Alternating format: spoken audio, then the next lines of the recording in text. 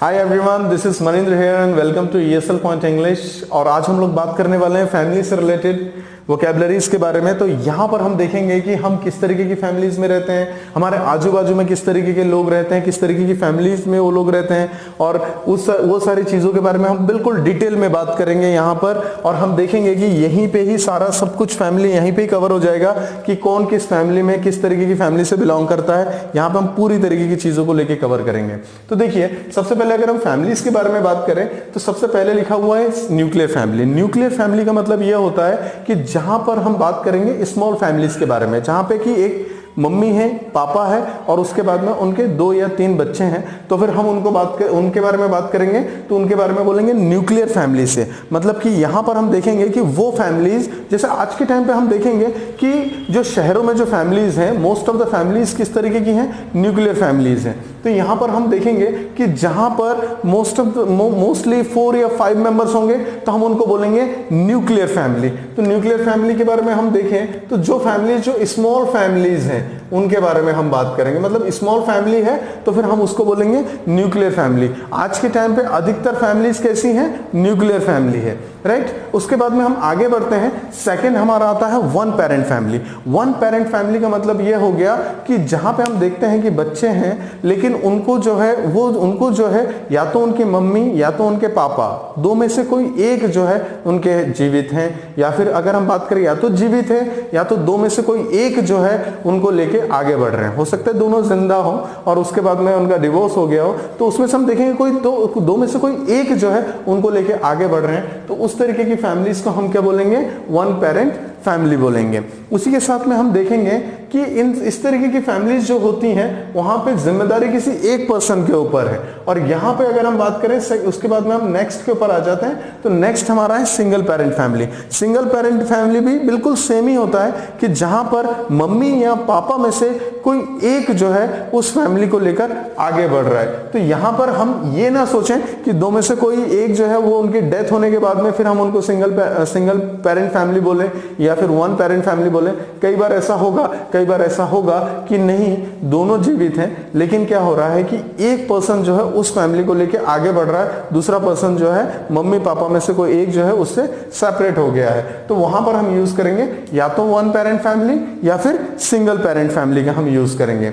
चलिए देखते हैं हम अपने अगले पार्ट के ऊपर जो लिखा हुआ है no parent family. No parent family का मतलब यह हो गया कि जहां पे दोनों पेरेंट्स ने, या तो ये बात हो गई कि जहां पे बच्चे हैं और वहां पर अगर हम बात करें कि मम्मी पापा में से दोनों अब नहीं रहे तो हम क्या बोलेंगे, नो पेरेंट फैमिली। मतलब कि माता पिता दोनों अब नहीं रहे तो हम बोलेंगे नो पेरेंट फैमिली के साथ में हम उनका यूज करेंगे। ठीक है, कई बार ऐसा हो जाता है कि मम्मी पापा दोनों की डेथ हो गई और उसके बाद में जो बच्चे हैं उनकी शादियां नहीं हुई हैं, और अगर हम बात करें तो हम उस तरीके की सिचुएशन में हम उनको बोलते हैं नो पेरेंट फैमिली। मतलब कि इनकी फैमिली में कोई पेरेंट नहीं है। उसके बाद में अगर हम बात करें जॉइंट फैमिली को देखें तो हम नॉर्मली हम जानते हैं हमारे आसपास में देखें तो काफी लोग ऐसे हैं जो जॉइंट फैमिली में रहते हैं। इवन आप गांव तरफ में देखेंगे तो काफी लोग जो है जॉइंट फैमिलीज के साथ में वो लोग आगे बढ़ते हैं। और अगर हम शहरों की बात करें तो शहरों में अधिकतर फैमिलीज कैसी हैं, न्यूक्लियर फैमिली। तो यहाँ पे जॉइंट फैमिली का मतलब क्या है, जहाँ पे चाचा है, जहाँ पे ताऊ है, मतलब कि जहाँ पे हमारे अंकल हैं, तो अंकल्स लोगों के साथ में पापा भी हैं और उसके साथ में हमारी मम्मियाँ भी हैं, मम्मी भी है, उसके बाद में हमारी चाची भी है, बड़ी मम्मी भी है, सब लोग साथ में रहते हैं और चूल्हा एक ही है। मतलब कि किचन एक होना चाहिए। तो फिर हम बोलेंगे कि हम जॉइंट फैमिली में रहते हैं और चीजों को शेयर करते हुए हम आगे बढ़ते हैं। मतलब कि यहाँ पर जो है चीजें शेयरिंग के तरीके से चलती है फैमिलीज में। यहाँ पे तेरा मेरा इस तरीके की चीजें थोड़ी कम होती हैं, तो उनको हम लेके आते हैं जॉइंट फैमिली के साथ में। तो देखिए, हमने यहाँ पे वन पेरेंट के बारे में बात किया तो यहाँ पे हमने देखा कि यहाँ पे कोई एक उस चीज को लीड कर रहा है। यहाँ पे भी सेम वन की बात कर रहे हैं, यहाँ पे कोई भी नहीं है। यहाँ पे अगर हम बात करेंगे तो यहाँ पे मेंबर्स की क्वांटिटी जो होगी वो कैसी होगी, यहाँ पे क्वांटिटी जो है वो ज्यादा होगी। अच्छा, यहाँ पे अगर हम थोड़ा सा और आगे बढ़े, टिपिकल फैमिली। टिपिकल फैमिली, देखिए ज्वाइंट फैमिली में क्या हो रहा है, ज्वाइंट फैमिली में जो है मेंबर्स की क्वांटिटी क्या है, ज्यादा है, और उसके बाद में किचन जो है वो एक है। अगर हम टिपिकल फैमिली के बारे में बात करेंगे, टिपिकल फैमिली में मेंबर्स हो सकता है कि यहाँ पे ज्यादा हो और ज्यादा होंगे, लेकिन यहाँ पर ये भी हो सकता है कि ये लोग जो है सेपरेट रहते हो या फिर जो है साथ में रहते हो। लेकिन क्या होता है कि यहाँ पे हमें ये बात समझ में नहीं आती है कि यहाँ पर फैमिलीज में कौन किस तरीके से फैमिली को लेके चल रहा है। यहाँ पर क्या होता है, सब अपनी अपनी चलाते हैं। तो यहाँ पर हम यूज करते हैं टिपिकल फैमिली का यूज करते हैं। तो कई बार आप देखेंगे, कुछ फैमिलीज को देखेंगे कि जहां पे आप देखते हैं तो बड़ा भाई कुछ कह रहा है, छोटा भाई कुछ और कह रहा है, मतलब कि उनके बीच में चीजें जम नहीं रही हैं तो भी साथ में रह रहे हैं। या फिर वो अगर अलग अलग भी रह रहे हैं तो आप छोटे भाई के पास में जाइए तो बड़े भाई की बुराई कर रहा है, बड़े भाई के पास में जाइए छोटे भाई की बुराई कर रहा है। इस तरीके की चीजें हमें देखने को मिलती हैं। तो इस तरीके की फैमिली को हम क्या बोलते हैं, टिपिकल फैमिली बोलते हैं। चलिए आगे देखते हैं। तो आगे जो है that is royal family. Royal family मतलब क्या हुआ कि यहां पर वो फैमिलीज जिनके पास में किसी चीज की कोई कमी नहीं है, मतलब कि अगर हम बात करें ना तो फाइनेंशियल प्रॉब्लम्स है उनके पास में और ना ही किसी तरीके की दिक्कत है, जहां पे करने वाले लोग जो है वो बहुत ज्यादा है, इनकी सेवा में जो है लोग लगे हुए हैं। जैसे अपन बोलेंगे शाही परिवार, तो शाही परिवार का मतलब क्या हो गया कि जहां पे करने वाले कर्मचारी भी हैं, इवन पैसे से लेकर या दूसरी चीजों से रिलेटेड किसी चीज की कोई कमी नहीं है, तो वहां पे हम बात करेंगे रॉयल फैमिली। यहां पे ये इनके स्टैंडर्ड भी जो है कहीं ना कहीं अपने को हाई देखने को मिलता है। जैसे अगर हम बात करें अंबानीज फैमिली के बारे में बात करें या फिर बहुत सारे ऐसे लोग हैं, हम अगर राजस्थान तरफ की बात करें तो बहुत सारी फैमिलीज ऐसी हैं जो आज भी जो है अपने पूर्वजों के किलों में रह रहे हैं। तो वहां पर अगर हम बात करेंगे तो वहां पर वो जो लोग रह रहे हैं वो किस तरीके की लाइफ में है, रॉयल लाइफ जी रहे हैं, जहां पे किसी भी चीज की कोई कमी नहीं है।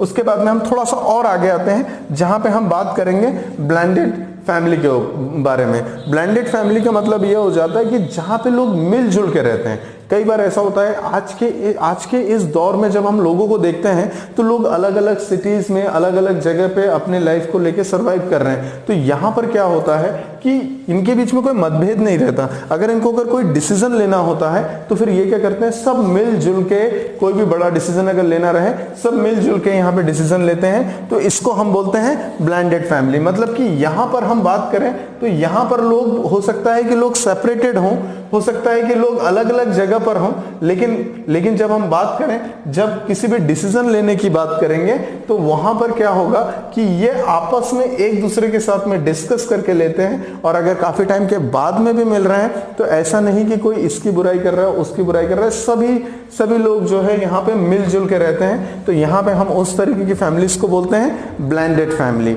चलिए आगे देखते हैं। इसके आगे ये हमारे सामने है इमीडिएट फैमिली। इमीडिएट फैमिली का मतलब ये हुआ कि वो लोग जो सगे फैमिली मेंबर्स हैं। जैसे कई बार ऐसा होता है, आप देखते हैं कि लोग जो है अलग अलग घरों में रह रहे हैं और वहां पे अलग अलग घरों में रह रहे हैं, हो सकता है वो सेपरेट रह रहे हों, या फिर कई बार ऐसा होता है कि वो लोग एक ही गांव में हैं और लेकिन उनका घर जो है अलग अलग जगह पे है, एक ही शहर में है लेकिन भाइयों का घर जो है अलग अलग जगह पर है। तो जब भी वो एक दूसरे से मिलते हैं तब आप देखते हैं कि वो लोग जो है बिल्कुल एकदम क्लोजली कनेक्टेड है, क्योंकि वो सगे फैमिली मेंबर्स है। कई बार ऐसा होता है सगे भी होते हैं लेकिन उनके बीच में कुछ कन्फ्लिक्ट्स होने की वजह से वो लोग अलग अलग रहते हैं, लेकिन जब भी वो इंट्रोड्यूस करवाते हैं तो वो इस तरीके से बोलते हैं कि ये मेरा सगा भाई है। तो मतलब कि अगर हम बात करें कि कभी भी वो किसी फंक्शन में या कहीं पे भी मिलते हैं तो हम वहां पे देखते हैं दैट इज इमीडिएट फैमिली, की उनकी सगी जो फैमिलीज हैं, मतलब कि जो सगे लोग हैं वो लोग आपस में मिलकर